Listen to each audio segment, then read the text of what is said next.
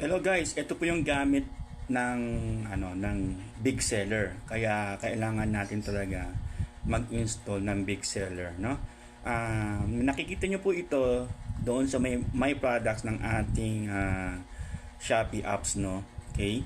And then i-click mo lang tong bump. Ito po siya. Magiging automatic po yan. Every 4 hours lang po kasi yung bumping.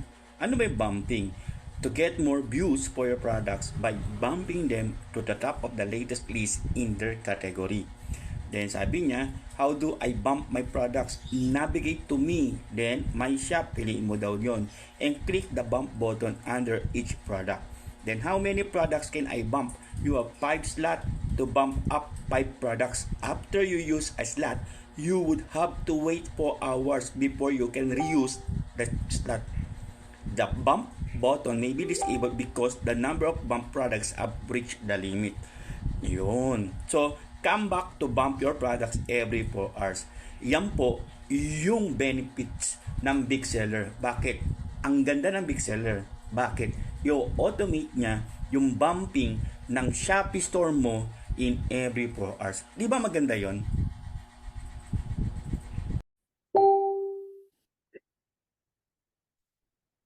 Alright! Yes, welcome back to our video vlog.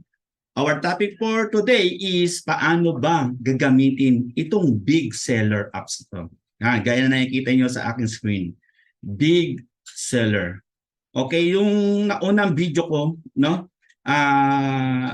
Malalaman nyo kung bakit kailangan natin ng big seller apps. No? Yung kasi sa Shopee, di ba meron tinatawag na bumping? Ito po siya, no? Explain ko lang rin po. Sa Shopee, meron po tayong tinatawag na bump.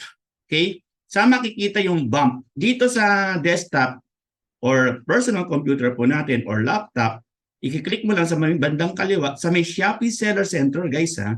Dito sa may products, click mo lang po yan. And doon sa mga products po natin, dito po sa more, di ba meron ka makikitang action. Anong action niya? Edit, copy, more. I-click mo lang po itong salitang more and then may makikita kang bump. Ganyan po siya. Ganyan po. So kapag kinilik mo yung bump, makikita mo na po yung bumping ng ating mga products po. Every 4 hours po kasi yung bump kung mano-mano. Pero kapag ginamitan nyo po ng big seller, kagaya po nito, yan, automatic yan. Every 4 hours po, nag-automatic na po siyang mag-bumping. Okay?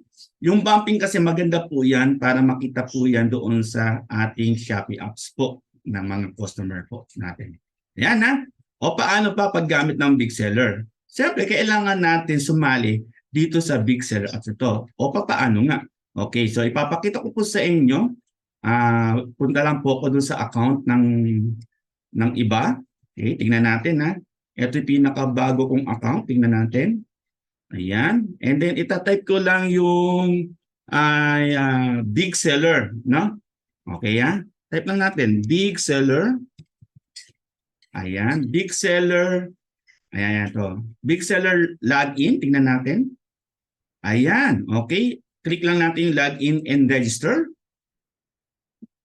And of course, ganyan lang po siya. Kapag bago ka pa lang, edi kailangan mo mag-sign up. Click lang mo yung sign up, then yung email address mo, then enter the graphic code. Ito po yung graphic code, kukopihin mo lang, gagayahin mo lang. Then enter the email code, isi-send mo sa email address mo na ibinigay, and then yung phone number mo, and yung password na para dito sa big seller.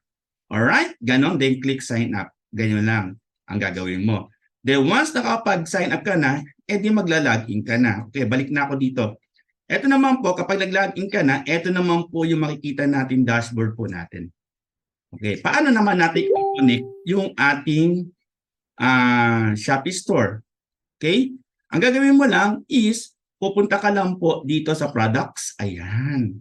Okay, and then i-connect mo lang po yan. Okay, i-connect mo lang po yan dito. Ayan. Ako po kasi nakakonect na, ayan, Shopee, no? Sa Shopee. So, ang gagawin lang is i-connect mo lang yung Shopee store mo o kaya TikTok shop mo o kaya Lazada store mo. So, let's say, connect store ako dito sa Lazada para makita nyo lang kung paano. Iko-connect ko lang po itong Lazada, connect store lang. Ayan. Click ko lang yung connect store. Ganun lang po gagawin nyo. And then, of course, ang gagawin mo lang po is antayin mo lang po itong umiikot-ikot. Tingnan po natin ha. Ayan. Antayin lang po natin itong umiikot-ikot na to. Medyo mabagal lang siguro ang aking internet connections. Now. Oo. Ayan.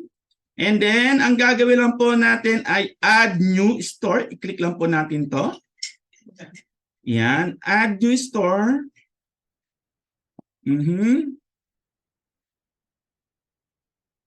Ayan. So, umikot-ikot-ikot na siya. So, antay-antay lang po natin. And then, big seller store nickname. Lagay ko lang Lazada. Di ba? Lazada Royal. Ayan. Online store. And then, connect. Ayan. And then, sabi dito, sa Lazada open platform siya.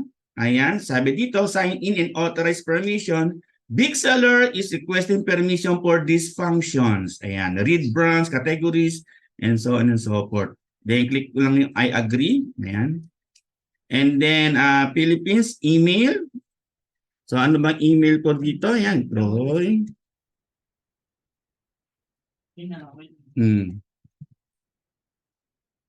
And then, password.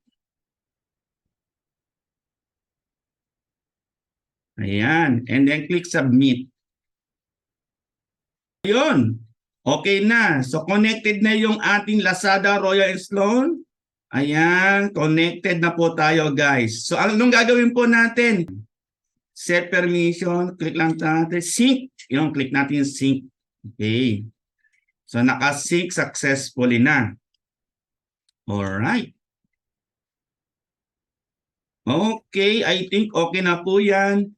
Okay. Back to ano tayo? Back to Shopee. Ayan. Sa Shopee po, ayan na po siya, no? Okay, connected na. So once connected na po yung Shopee po natin, TikTok Shop and Lazada, ano na gagawin po natin? Click lang po natin tong products and then hanapin po natin salitang Boost Management. Ayan po, Shopee, then Boost Management. Click mo lang po yung Boost Management. Ayan. So ako po ay meron lang po akong 30 na pwedeng i-boost po. No? Gaya po nito, nakikita nyo, 167 minute left lang. Yan. So dito po, ang gagawin nyo lang po is i-add nyo lang po. I-add nyo lang po yung mga products na i-boost po natin or i-bump. Okay? Ganun lang po yan. Tingnan nyo po tingnan po natin tong action. So, isa-isahin nyo pong i-add doon sa Boost Management. Okay? Tingnan po natin. Ayan. So, dito, i-click mo lang po yung add products nyo po. Sa akin po kasi, maximum quantities 30 na. No? Para mas dumami pa, kailangan ko ng subscribe dito sa bestseller. Sa ngayon pa kasi, sinusubukan ko lang muna ito. No? Soon, mag-subscribe din po ako dito sa bestseller. Ayan, so add products mo lang po yan, add button na yan, and do it. Ganyan na po, sundin nyo na po yung pinapagawa ng system. Ayan. Alright, I hope nakatulong po sa inyo itong aking simple video vlog na to. My name is Engineer Troy Alang Magpantay at your service. Happy selling guys. God bless. Bye!